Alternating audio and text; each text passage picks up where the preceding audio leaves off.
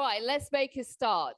So I'm Sabby Dhalu. I am co-convenor of Stand Up to Racism, and I'll be chairing this session. And I'd like to welcome you all. So the title of this session is From Far-Right Riots and Racist Cops to Trump and Farage, Building a Global Movement Against Racism. So our earlier session, our earlier plenary talked about how the election of Donald Trump has emboldened racists and fascists across the globe, including Nigel Farage and Tommy Robinson here. And we need to build a movement against that. We've got to prepare for the worst, which comes off the back of a brilliant movement that stopped the racist riots in the summer. And I think going forward, I think our key tasks are to, one, stop Reform UK and Tory racist right coalition government at the next general election, but also before then, in less than 2 years' time, in 18 months' time, there will be Wales Assembly elections. And as Amarjeet Singh in the last session regarding Reform UK pointed out, there is a very realistic possibility that Reform UK and the Tories could form a coalition there. So we've got to do all we can to mobilise the anti-racist vote against Reform UK and build a movement against racism.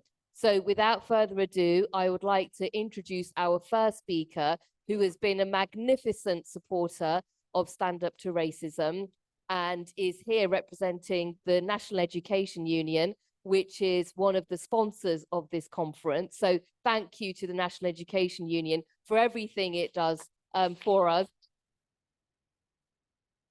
but in particular for sponsoring today's amazing event. So please give a very warm welcome to the General Secretary of the National Education Union, Daniel Kebede.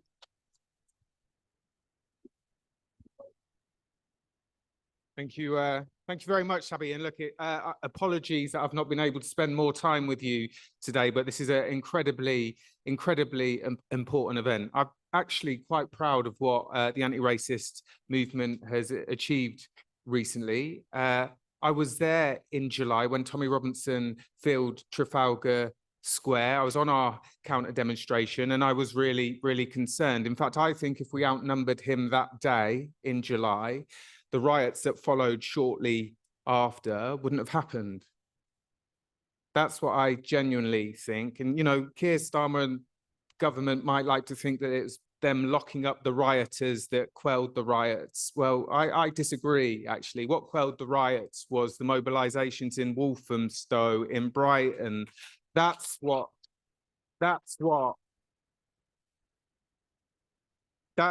took the sting out of it. And it's an incredibly important lesson for us, because what we have done, particularly following the 26th of October, is take the sting out of an insurgent far-right street movement. Tommy Robinson is in jail, and I was expecting, you know, far-right demonstrations everywhere as soon as he got locked up. But I think what we did on the 26th of October has prevented that from happening, at least in the interim. But we mustn't stop there. He's going to be out of jail quite shortly, and he'll be underweight and with a big beard. You know, he'll be complaining about that he's only been able to eat 1 tin of tuna a day because inmates spit in his food, and he'll be, you know, complaining about the solitary confinement that he's been in, and, you know, he'll be rallying them up all again. But we will continue to see, I think, a very strong link between his street movement and that of the Reform Party. In fact, in his July demonstration, I remember him asking the crowd, who have you voted for? Do you support Labour? Boo. Do you support the Lib Dems? Boo. Do you support the Tories? Boo. Do you support Reform? A huge cheer. That is what we are confronted with. And now, of course, Donald Trump being elected is a real concern. This is a man, president of the United States, the most powerful nation in the world, elected on a platform of mass deportations. He's going to be even more unhinged this time than the last time. He's going to be even more extreme. And of course, we are already seeing him bolster Nigel Farage, speaking quite openly of his support, and he's not even back in the White House yet. It's going to be an incredibly difficult climate. So we're going to have to really take that on, and we're going to have to be really clear about Nigel Farage, that he is not a friend of the working class. As I heard Kevin say in the meeting on reform just now, this is a man who opposed the New Deal for workers, who is opposing the banning of fire and rehire. He's opposing the removal of anti-trade union legislation. He's not on 1 minute our... left. Oh, only 1 minute, Sabby. Sorry. I've got a lot more to say. We'll let you have a little bit longer. I've got a lot more to say. Since you're sponsoring the conference. Sorry. So we're going to have to be really active. You know, in my union, we put a lot of effort into the 26th of October. And it wasn't just, you know, the leadership.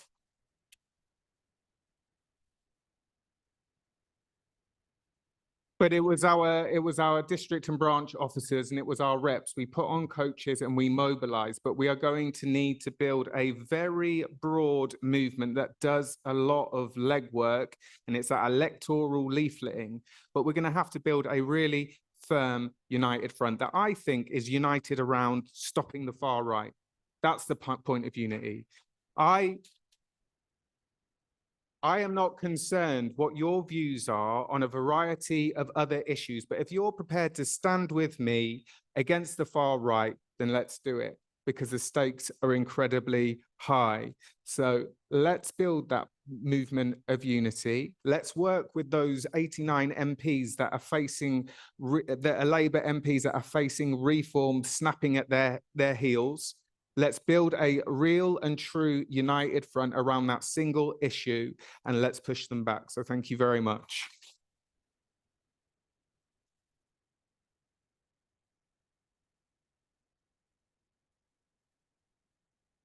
Thank you very much, Daniel. Our next speaker is here representing the Sheku Bayoh campaign, the Justice for Sheku Bayoh campaign. And we're very pleased to have her. So please give a very warm welcome to Kadi Johnson. She's also the sister of Sheku Bayoh. So please give a very warm welcome to her.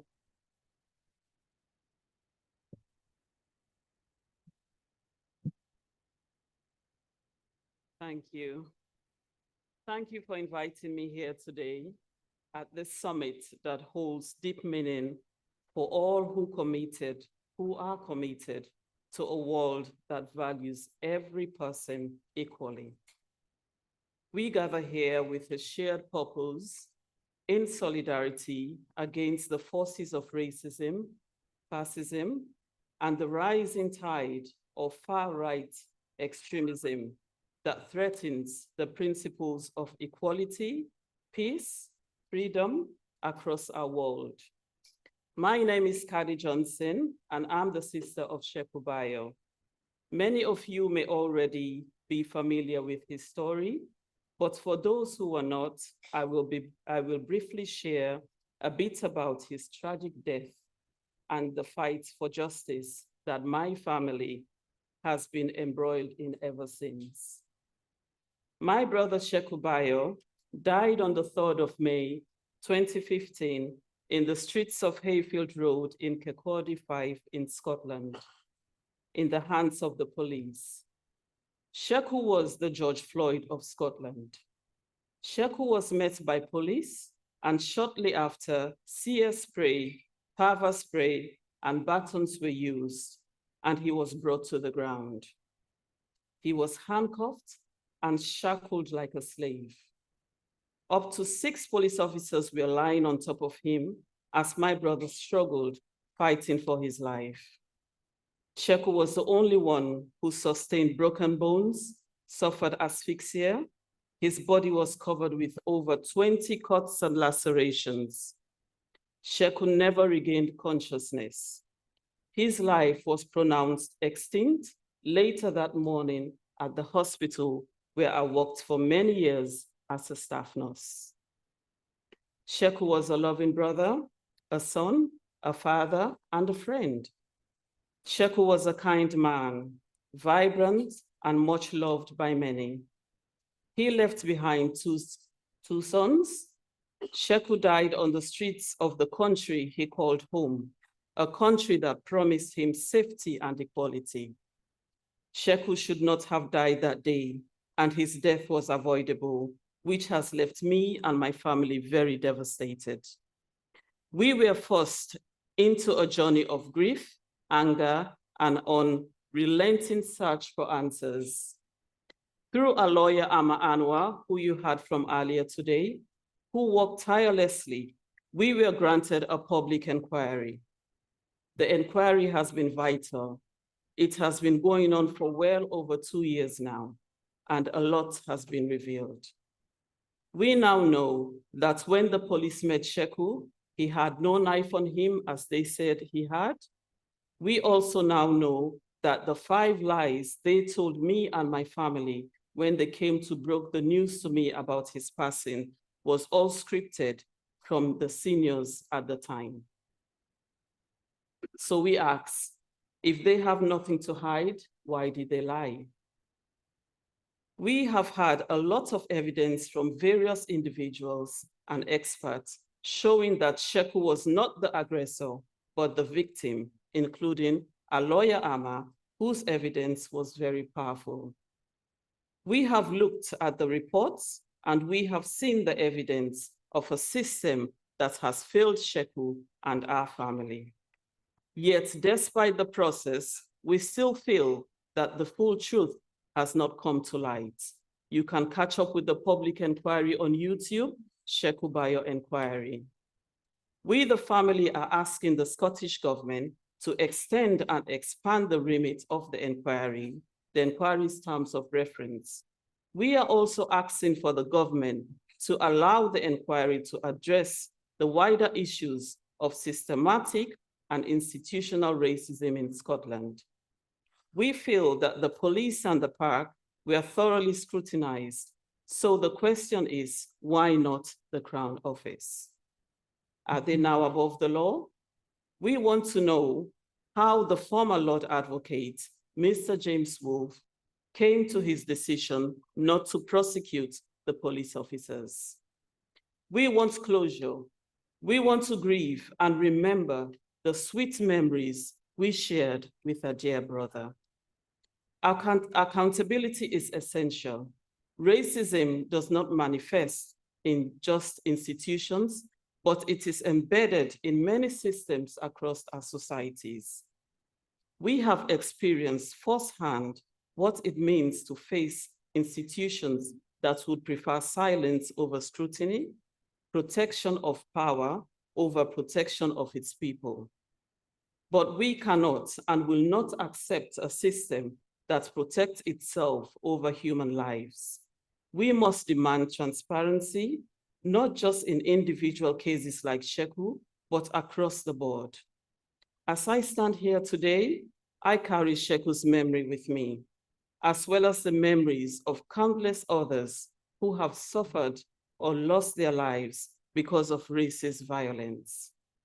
I speak for all those who can be here today, those who are not confident enough to fight for justice, and those who are suffering in silence. I say, I'm here for you, and this fight is our fight. I want to end by saying thank you to everyone who has supported us on this journey, to those who have marched with us, to those who have advocated with us, and to those who believe in justice, equality, and humanity. Thank you.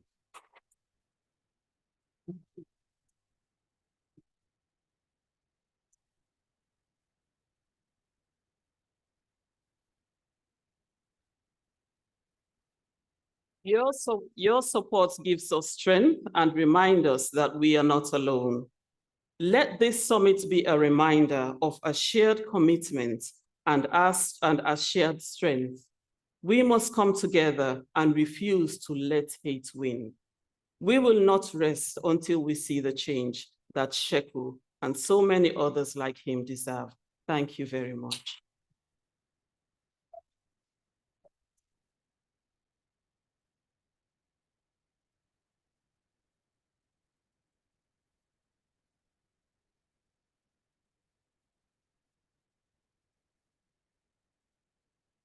Thank you very much, Kadi. And I think Kadi's speech reminds us of the international Black Lives Matter movement of 2020, which was so powerful in drawing attention to not just police violence and brutality, but also racism more generally and across institutions. And this is an international conference. So we've got people here in this room and online joining us from the US, Canada, South Africa, Germany, Catalonia, you see people here, yeah, other parts of the world. We've got Denis later, who'll be speaking from France. So this is an international movement, and that brings us on to our next speaker, who is here representing the Caribbean Movement for Peace and Integration. He's a general secretary of that organization and a member of the Barbados Industrial and General Workers Union and a reparations campaigner. So please give a very warm welcome to David Denny.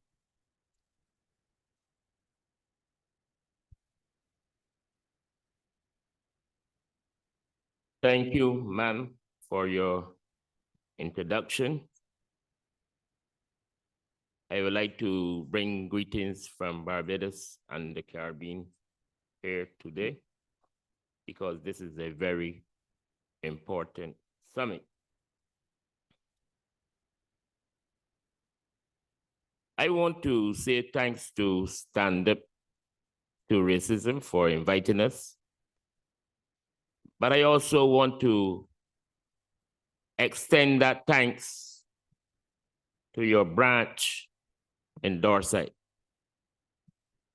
That branch played a major role in the last British election, when the working class people and the people of Dorset removed Richard Drax from the British Parliament.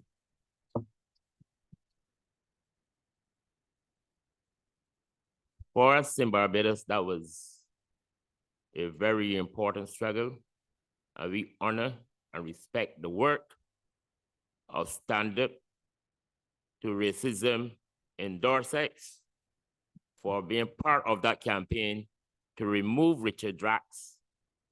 Because Richard Drax, if you don't know, is the family to the Drax family that is responsible for the exploitation of Barbadian people during slavery. And that exploitation allowed the Drax family to build a major estate in Dorset.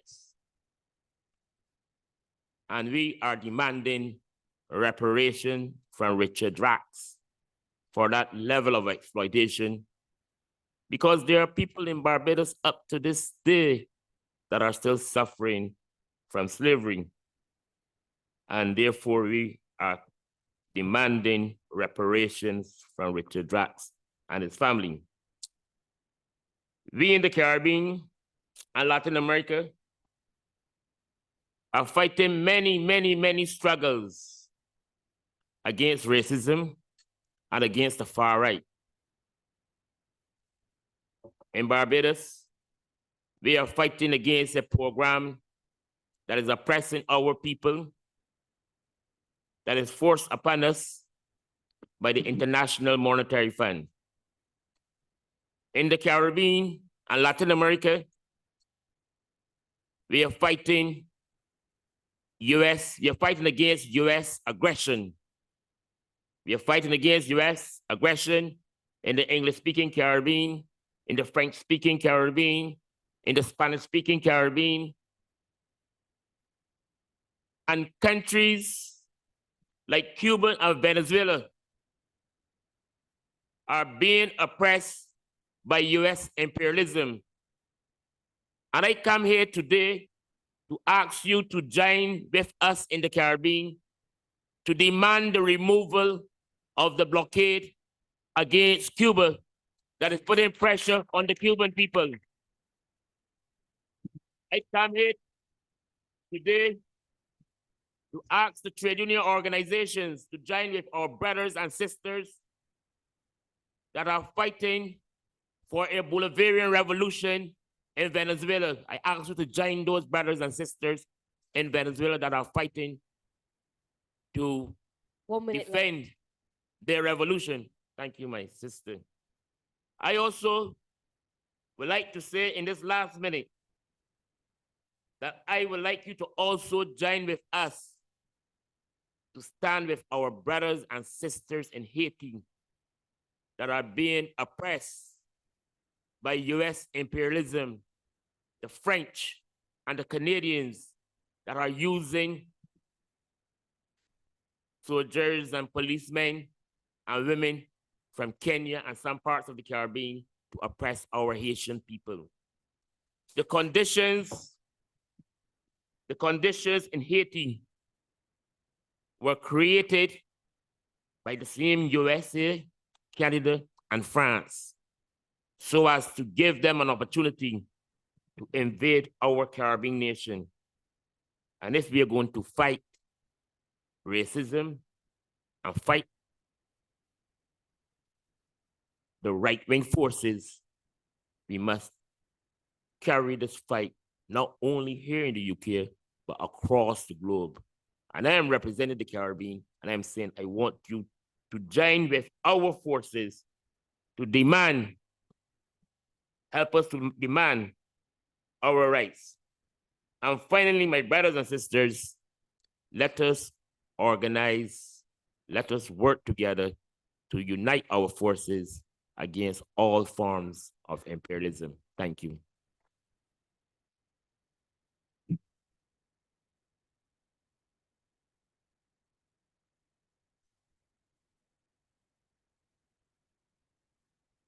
Thank you very much, David. And you can hear more from David at a meeting at Bookmarks Bookshop on Monday at 6:30 p.m. So thank you again for joining us. I'd like to welcome our next speaker, who is the national organizer for Stand Up to Racism and put a lot of hard work into organizing this conference. Please give a very warm welcome to Samira Ali.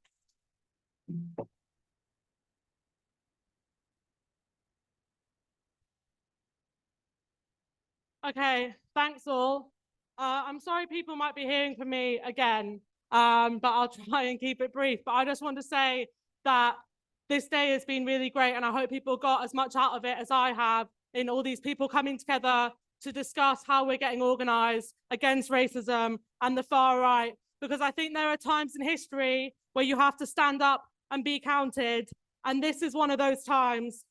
If we look around the world, the forces of the far right are growing. They are on the rise. If we look at the US, Trump, a racist, a white supremacist, a sexual abuser, is back in power. And if you look across Europe, we also see the reality of fascists again gaining power. In Britain, Farage is trying to build a far right party. He tells us he is going to build a people's army. So our message to this has to be that we have to stand up. We have to stand up to the far right and in this international movement, struggle against them. But we also have to say that it's not automatic. It's not automatic that they will win or that the far right can continue to grow. Where does the far right get its racism from? Where is the far right able to build? Time and time again, we see mainstream parties and mainstream politicians pushing out or conceding to attacks on refugees, on migrants, and Muslims. In France, in Germany, with the rise, leading to the rise of Le Pen or to the rise of the AfD. And also here in Britain, we have to think about our own government, and I think we have to have a message for Keir Starmer. And it's the message of the lessons of the US election, really, that if you don't challenge racism, if you don't challenge despair, then the far right will win out. And I think we're seeing that now, and we think we're seeing things sharpening up. I think people might feel that things are moving quite quickly. If we think about the far right riots, which exploded onto the streets in August, if we think about Tommy Robinson being able to mobilize tens of thousands of racists onto a hate march in central London, this can be a bleak picture. But what have we learned from these experiences? How did we actually turn the tide against the far right riots? The lessons are that we have to build a movement, that we have to be prepared to confront the fascists whenever they mobilize, on our streets. We have to say that we will never make concessions to the racism and Islamophobia that allows them to build. But we also have to say that we cannot rely on the police. We cannot rely on the powers that be, and actually on the police. I am sick to death of hearing fascists talking about supposed two-tier policing in this country. The reality is, for those like Kadi, for families of people that have been murdered by the police, of people who have experienced police racism and police brutality, that there is two-tier policing in this country, but it's about the disproportionate policing of Black and brown and Asian people in this country. So we stand in solidarity with every family and every campaign still fighting for justice. Okay, but in my last minute, I think today we've learned about a lot. We've learned about what has always beaten the far right in this country. If it's not the police or the courts or so on, it's been a massive anti-fascist movement. It's been the strength of our movement on the streets. It has been a massive united movement that brings in the maximum amount of people to confront the far right. And we've heard today about some of those battles and those struggles in the past, which take us to where we are today, of Cable Street, of the Anti-Nazi League, of Asian struggles in Britain. And we have to learn from that history, but we have to say, what are we doing now? And we have to say that this is history, because it matters what every single person here does going away from this conference and this summit. It matters that we can go out and build that movement. We need that movement to reach into every community, into every workplace, into every school. It doesn't end here. In fact, this is the start of saying that we are building a massive anti-racist and anti-fascist movement in Britain, and every single person here has a part to play in that and a part to play in building Stand Up to Racism.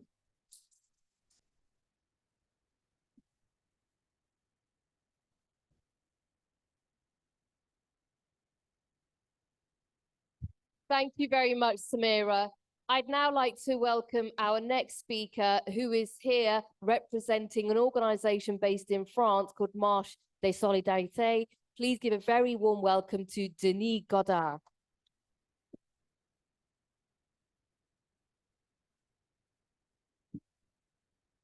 Let's think just 1 second. What we're talking about fascism, not in an abstract term.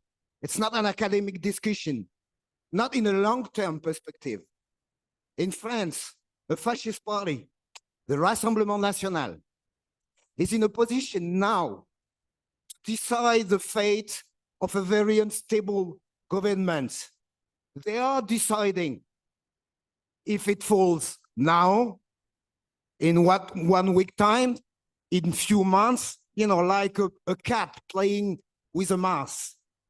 And they could take over the power in the next month. That's what we're dealing with. What it means, we didn't decide it, but it is war. It is war. And if we're talking about war, we are talking seriously about strategy, about where is our strength, how do we organize it. That's what we are talking in this conference. And now, first thing, no complacency with racism, especially state racism in the fight against fascism. We have seen it, not just in France, but it's in France especially. Complacency with racism means that we had more and more openly racist governments. We never had such a racist government that now. And at the same time, the strongest, it opens wide and wider the road to fascist. We never had such, you know, the Rassemblement National is now the first group in the parliament. The second thing is we can have a lot of discussions about fascism in the 21st century. I can't go into details, but fascism of the 21st century can take some different forms than in the 30s, but it's still fascism. It is still fascism. There is a strong continuity in between the group of open fascists who built and who launched the National Front in the 70s and what the Rassemblement National is doing now. It means that our strategy is no space for the fascists. Smash them, smash their organization by any means necessary, or they will kill our organizations. That's the issue. We say, and we are right, we are the many. We still are the many. In France in the summer, when Macron decided to dissolve the parliament, and that suddenly became, for the first time in history in France, a concrete perspective to have the fascists in the government. In 1 week time, there were 800,000 people in the streets against National Front, Rassemblement National. Possibility to win the elections. 1 minute left. We are the many. There are some strikes planned. You know, next week, the week after, a national strike for the train workers. The public service trade unions are planning in the next weeks 3 days of strike, national strikes. We are the many, we have the strength, but no complacency. We had a marvelous movement around the question of pensions, millions of strikers, millions of workers demonstrating in the streets. It didn't break racism and national fronts. In Germany, in the 30s, they had the most stronger working class movement. The question is to mobilize it, to organize it, to unite it against racism and against fascism. We say that racism, and I'm going to conclude, we say that racism is dividing us, is dividing our class. That's true. Let's take the things the other way around. Anti-racism and anti-fascism unite and strengthen class solidarity in our class. It's a way not just to win against racism and against fascism, but to change the system. It's a way to do it. That's the importance, the crucial importance of the working class and of the fight against racism and against fascism. And let's conclude about the international question. The fascists benefit from every advance of the racist and the fascist in any country, like what happened with Trump victory. It gives confidence to every racist and every fascist in every country. Again, let's turn it the other way around. Every advance in the fight against racism and against fascism in one country gives confidence for us in every country. What you have done, and don't underestimate it, what you have done against the racist riots this summer, what you have done on the 26th of October is not just important for you. It was important for us. It was important for comrades in Germany. It gives confidence. It gives experience. It gives a way forward. And just so, it means we are going to discuss tomorrow in a meeting of the World Against Racism and Fascism with other delegations of organizing a call for 22nd of March to have a global day against racism and against fascism. Let's build it internationally. That's the way we're going to fight racism and fascism.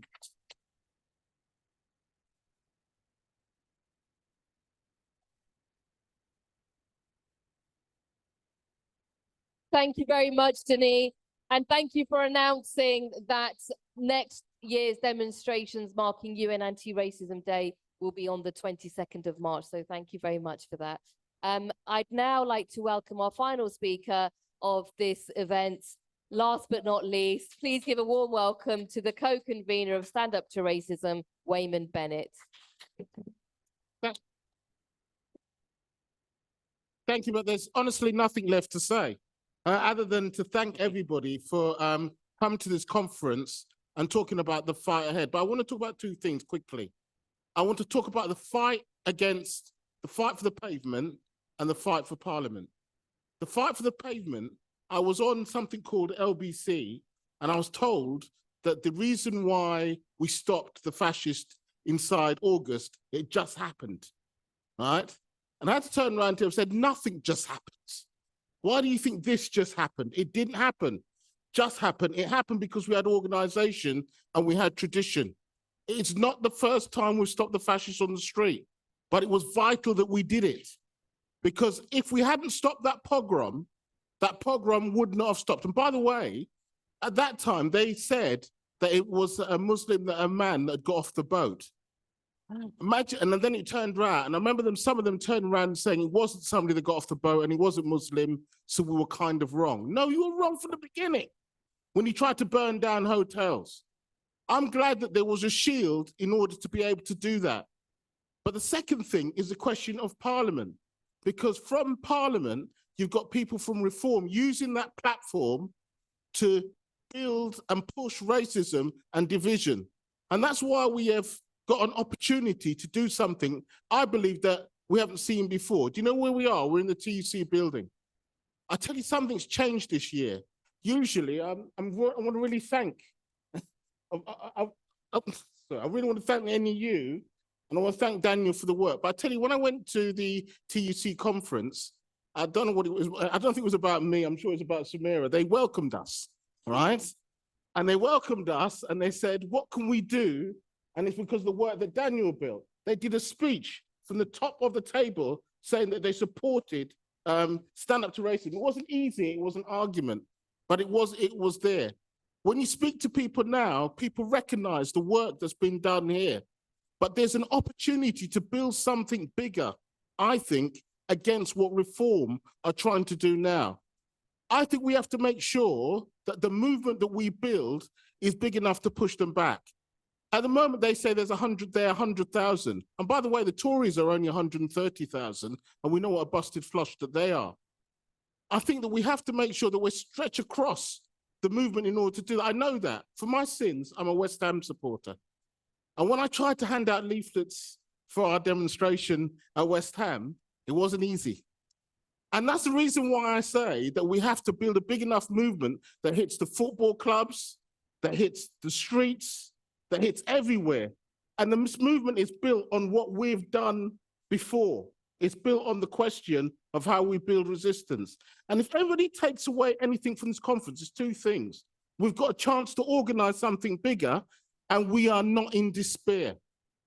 There's two roads out of this thing. It's the struggle. We've got two weapons, solidarity and unity, like we've got two fists, and we've got a brain. And we have to use all three in this struggle against what we're faced in terms of fascism.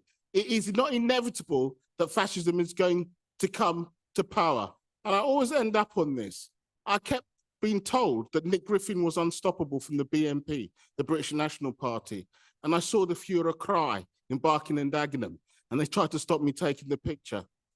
I met Tommy Robinson when he tried to join our demonstration, our anti-demonstration, after we smashed him when he had an organization called the EDL, the English Defence League, and he was stopped inside in Walthamstow, and he was also stopped inside Tower Hamlets. We have to build a bigger movement, but we have a tradition in order to do that. Let's build on that, and let's make sure that happens. And the final thing I want to talk about is a question of leadership and hope. Leadership and hope, people say leadership and hope is based on elected people, the joint convener of Stand Up to Racism. No, it's not. It's based on the people in this room and the organization that they can build. You know, when I joined the movement when I was 12 years old, and I was told that in Stratford, I was the organizer of the Anti-Nazi League, right?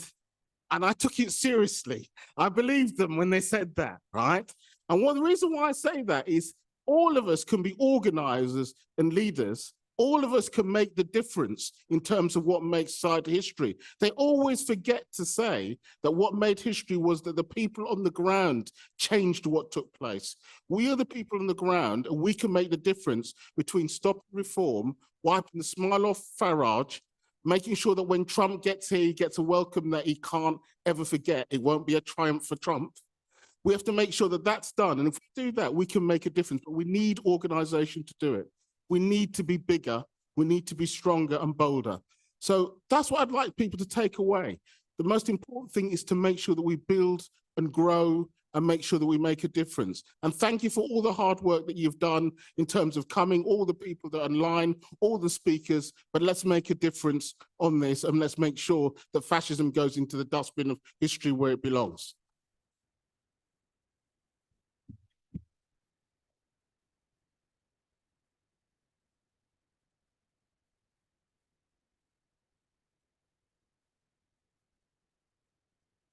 Right, everyone, that brings this summit to a close. So please, if you're not already, join Stand Up to Racism, take away materials and leaflets, and get active in your local area, your workplace, your trade unions, and so on. Thank you for joining us today. Solidarity.